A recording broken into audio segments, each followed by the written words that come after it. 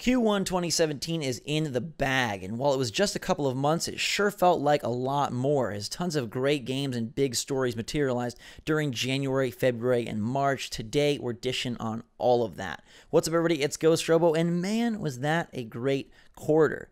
So many stellar games and so many big moments that I think highlight and help illuminate where gaming's at and where it's going in the near future. We are going to focus on three main areas, but before we do, it's a really, really good quarter. There's a lot of good games, and frankly, it was a better quarter than Q4 2016. Everyone always expects and hopes that the holiday season will be bonkers, and people still said that last holiday was bonkers, but let's be honest, it really wasn't. There was some great stuff that came out of it. I really enjoyed my time with Titanfall 2, Watch Dogs 2, Pokemon Sun and Moon, a few good secondary titles as well, like Mafia 3, and some indies that were interesting. People got real into Final Fantasy 15, but in general, kind of a lackluster quarter. Q1 2017, though, says, hello, we're coming back and delivering one of the strongest first quarters I think we've ever had. Just look at the sheer amount of top-rated titles that have arrived already this year, and it really shapes 2017 and gives 2017 a chance to be one of the best years in gaming. The first part of 2017 Q1 that I think is super intriguing is how well new stuff fared.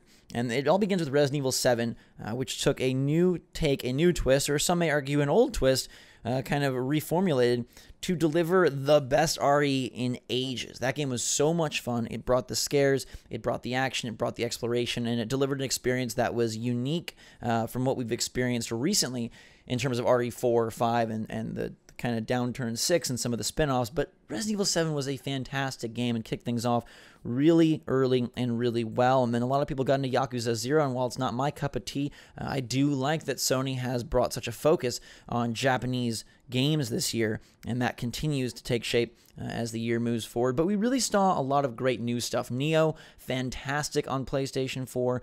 Horizon Zero Dawn, one of the best new IP of this generation.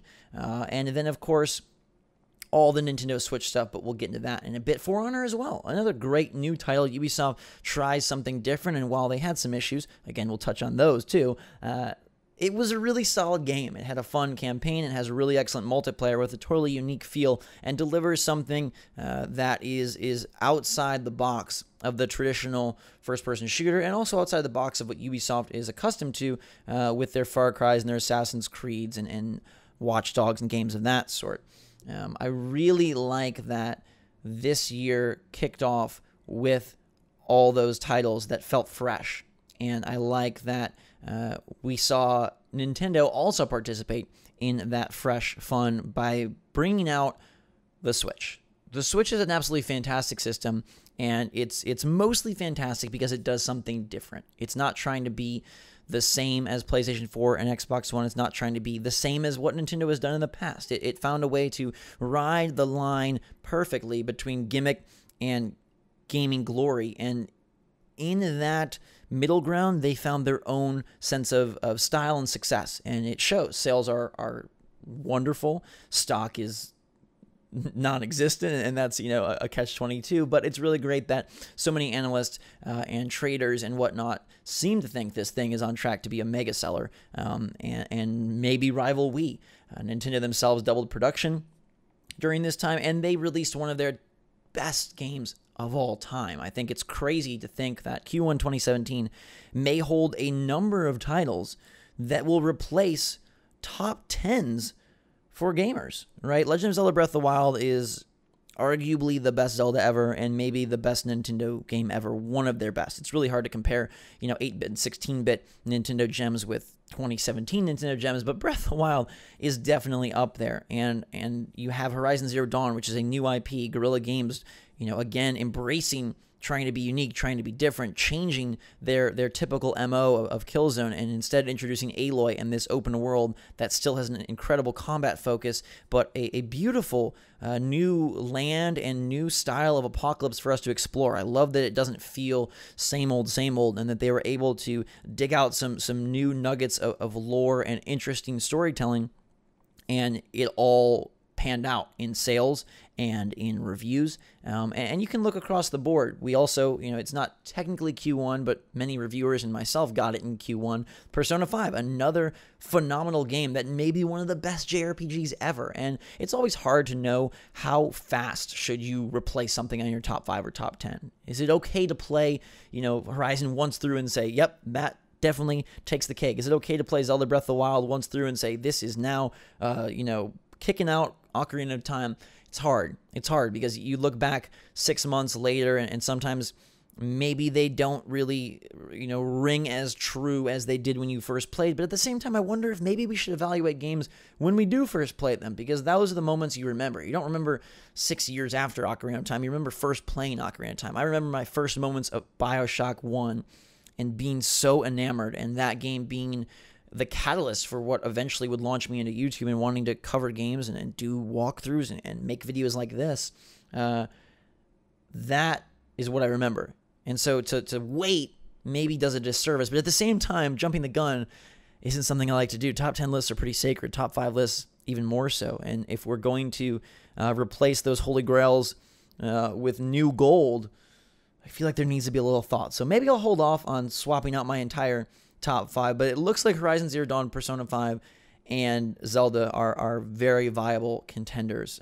And the Switch itself, I love that it not only is a new system, but it modifies the way people play. I think that's the smartest thing that Nintendo did. Hey, we're not able to make the strongest console. We don't even care to make the strongest console. We're not shooting for Scorpio, but instead we're shooting to really switch up people's lifestyles. And now you have a console, a AAA machine that can bring beautiful graphics and brilliant games into the palm of your hand and onto your TV and onto your tabletop and anywhere you go. And for me, it has allowed me to play many more games and experience many more hours of something like Breath of the Wild than I would if I was just tied to a monitor or a TV screen, because my life is full of travel and full of really flexible scheduling. And so I need something that can adjust. And the Switch is the perfect handheld. I love that people are loving it. I think it's great to see the resurgence of Nintendo, and that's something that Q1 2017 will definitely be remembered for, that Nintendo steps back into the spotlight and succeeds.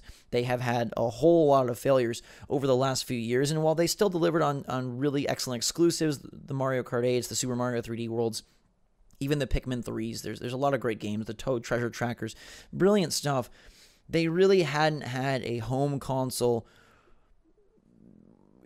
success story in quite a while, and some would argue in even more than quite a while, because the Wii was a mainstream darling, but more of a fad than it was a fantastic gamer's box. And so I love that, we're seeing them focus heavily on indies and double down on releasing their franchises every month or so, and making a commitment to new IP as well. And that's something that I think Microsoft really would be just... I implore them to do that, because Sony has started to transition into new franchises. We're seeing the Days Gone, we're seeing the Horizon Zero Dawn, we had, Bloodborne and things of that sort. And hopefully they continue to invest in new IP. I think it's important that Microsoft does the same, because one game you won't hear me talk about in this video very often is Halo Wars 2. That kind of went with quite the whimper, and there's not much else to speak of in terms of Xbox exclusives. Now, 3DS could be lumped into the same boat. They did release Poochie and Yoshi's Woolly World, which is an excellent port of that Wii U game, and many people probably didn't play it on Wii U. But Mario Superstar Sports is a big disappointment. It's a lackluster smorgasbord of a bunch of sports instead of focusing and doing one sport well like we've seen them execute previously. Mario Golf 64 is one of my favorites. Mario Strikers is an excellent game. Even the Mario Baseball titles are really enjoyable. But here we have a lackluster release, and it'll be interesting to see where 3DS goes. Nintendo has committed to continuing to release games for that portable, but how much of that is just trying to, spit good faith and not worry current owners in light of the Switch? I do think that we're at a transition, a very transitory moment for a lot of these franchises and this generation as a whole. The Switch, a new era for Nintendo. Scorpio, while announced just on the cusp of Q2, is coming later this year and will sort of redefine, or hopefully redefine, Xbox's trajectory. And then you have franchises encountering issues. Mass Effect Andromeda was a title I was incredibly excited for, and yet it has sort of been released with a huge amount of controversy and a huge amount of chuckles, which is something you never want to see for a tentpole title like Mass Effect Andromeda. I really loved Mass Effect, and especially 2 last generation, but it seems like maybe some of these franchises are being stretched too far. Last console cycle, we had the introduction of great new IP like Gears of War and like BioShock and like the Batman Arkhams and like Mass Effect. And maybe it's time that we let the Horizons and the For Honors kind of carry forth the flag for gaming, because Mass Effect Andromeda does not inspire really any confidence in terms of where that franchise goes forward. And I think the same can be said in terms of other franchise burnout. Now, these games weren't released this quarter, but how many people are still super excited for Halo? How many people are still, super jazzed for franchises that were established last gen and continue? The only one I can see that does super well is Uncharted. Somehow they've managed to release the best game with 4 and build a whole lot of excitement with their dual female lead title releasing later this year that has ballooned into much more of a full game than a DLC expansion. But in general, it feels like a lot of franchises are just really wearing thin, and I hope that we can see more awesome new IP kind of take charge, and even stuff that's recently created like Splatoon. I guess that was part of last gen, but it almost feels like this gen just based on release dates, and I love that we're getting iterations on that, and I hope that later in this year Assassin's Creed Empire can revitalize that franchise in the same way that Resident Evil 7 revitalized that what some would consider very tired franchise, and breathe some new blood, quite literally, into the characters and into the gameplay style of Resident Evil. But For Honor, being a new game, was not without problems. They saw a near boycott from the fan base as there were balance issues and currency issues, and this still seems to be something that a lot of companies struggle with in terms of how do you balance currency, how do you balance microtransactions, how do you balance player bases and online. And it's odd that we're still having these issues, and I always wonder, and I'll probably never know, what makes a game like Horizon Zero Dawn able to be executed so masterfully, and then Mass Effect Andromeda just not. And I don't know if it's just a shuffling of talent. I don't know if it's just, an unlucky moment. I don't know if it's a budget constraint issue. I don't really understand fully what it is, and hopefully later on we can have, stories that reveal maybe more of that. But it really is interesting, and I wonder if maybe it just is kind of that jumble that you see where new companies, new studios, new publishers really sort of rise and fall as the generations, sort of go on. And we are in the 4th full year of Xbox One and PS4, and the Pro is out, and the Scorpio is around the corner. And how will those affect things? How will those shake up development, or will they at all? PlayStation 4 Pro doesn't seem to really have rocked the boat too much, but Scorpio is trying to be even more of a difference maker than Sony's Elite console, and it seems to be great. I know this is, again, announced right on the cusp of Q2, but I feel like it's fine to include here, and it's a stellar system. It's shaping up to be the best console hardware ever, and Digital Foundry was floored by what they have achieved there. 6 teraflops, 4K 60, bringing all those past Xbox One and Xbox 360 titles up to speed, and making sure that there is a reason for 1080p TV owners to be interested in Scorpio. Now, where are the games? What will be released alongside it? Will Crackdown 3 be a return to form for that franchise? It seems like we're kind of at sort of this do or die moment for a lot of major again, 360, PS3, Wii franchises now being really pulled maybe beyond their limits, and what can we milk out of them? But I hope that Q1 is a sign for developers and publishers and gamers that new stuff is great. And I think that's the best takeaway of this quarter. It's shaping up to be one of the best, one of the highest reviewed, one of the favorite years in gaming. And I'll have another video kind of on where I think that's going and what it could be, and if it could top the 07s and the 09s and some of those. But I think you need to really, everyone should be aware that the reason for that is because of risks. Horizon Zero Dawn, a risk. For Honor, a risk. Neo, a risk. The Switch, a risk. Resident Evil 7, a risk.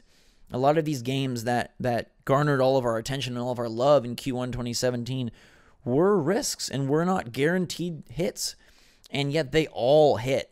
And that's not to say that every time you drop a new IP, it's going to be, a miracle. But I really implore a lot of these studios and a lot of these publishers to look at that and see the enthusiasm and see the joy and see the Metacritic that these games earned and that these studios and publishers earned, and to really rely on your mainstays. But let's move forward and start establishing what are the great franchises of this generation. We don't have a whole lot. We don't have very many. A lot of carryovers, a lot of fours, a lot of even more than fours, fives and sixes and things of that nature. Let's start really getting characters and games that can be the Mount Rushmore of the PS4 and Xbox One and Switch generation. And Horizon Zero Dawn seems to have earned a spot. Who knows how much they end up franchising that out, but it seems like they're committed to going forward with that world and with those mechanics, which I think is a good thing. It's always great to have a one-off, but there doesn't seem to be any sacred cows left. Even Last of Us 2 is getting a sequel, though far off in the distance, it's getting a sequel, and everything does these days. Red Dead Redemption 2, Assassin's Creed, Journey's forth, Far Cry carries on. Mass Effect will assumedly trudge forth even out of this kind of mucky situation, and they did address a lot of the issues, and that's a wonderful feel-good moment for them and for that game, and it seems like it's improved quite a bit. That falls into Q2, I guess, but hopefully as the year moves on, we can talk about studios and companies that have sort of really reclaimed their glory, and maybe Mass Effect Andromeda will end up being a feel-good story, and hopefully Destiny 2 can capitalize on the humongous player base and money pool that they have, and do good by fans who wanted more. And eventually, Mario can continue Nintendo's conquest to reassert themselves as one of the gaming greats, and all of their promised releases month by month can establish Switch as a stellar platform to play games, no matter what your age is, what franchise you like. And there's just so many awesome titles headed our way, and I'm very excited, and I think Q1 is just a promising, insane start to this year. Like I said, it, for me, tops Q4 2016, and it's interesting to see how years ago we would have never had really anything major in Q1, and now this is like the time for awesome releases. And between Zelda, Persona 5, Horizon, Neo, Resident Evil 7, For Honor, that's like an amazing lineup of games that would be just as well placed in a fall and feel like a great holiday season, but instead we get them in Q1 with the rest of the year to look forward to. So it is going to be incredible. I am very excited by that.